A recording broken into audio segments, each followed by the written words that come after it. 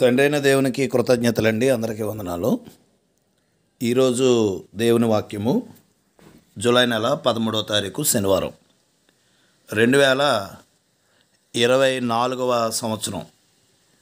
ఆదికాండము 1వ అధ్యాయము 27వ వచనంలో ఈ విధంగా వ్రాయబడి ఉన్నది. దేవుడు తన స్వరూపమందు నరుని సృజించెను, దేవుని స్వరూపమందు వారిని సృజించెను, స్త్రీనిగాను పురుషునిగాను వారిని సృజించెను. ప్రియమైన వారలారా, అద్భుతమైన మాట ఆదికాండంలో మనం చదువుతున్నాం. మన పుట్టుక లేక మానవ జాతి ఏ విధంగా దేవుని చేత కలిగించబడింది అనేటువంటి అద్భుతమైన సత్యాన్ని ఆదికాండం 1వ అధ్యాయము 27వ వచనంలో చూస్తున్నాం.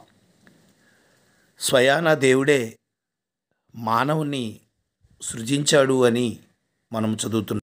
తన స్వరూపమందు తన పోలికయందు మానవుణ్ణి దేవుడు సృజించడం జరిగింది.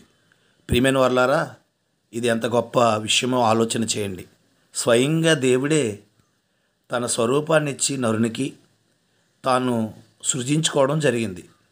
సృజించడంలో కూడా ఆయన ఆలోచన చూడండి. మనం అభివృద్ధి పొందడానికై పురుషునిగా స్త్రీగా సృజించి మనలను ఈ లోకంలో ప్రవేశపెట్టారు. ప్రార్థన చేద్దాం. ప్రేమగల తండ్రి, దయగల ప్రభువా, మీరిచ్చినటువంటి మంచి సమయాన్ని బట్టి కృతజ్ఞతలు. అందరినీ దీవించి ఆశీర్వదించి స్వదేశీ విదేశీలను ఆశీర్వదించి బలపరచమని యేసుక్రీస్తు వారి పరిశుద్ధ నామమున అడుగుచున్నాం మా ప్రియ పరలోకపు తండ్రి, ఆమెన్. క్రీస్తు సంఘము 10వ వీధి, రామచంద్రపురం. అందరికీ వందనములండి. దేవుడు మిమ్మల్ని దీవించును గాక. God bless you all.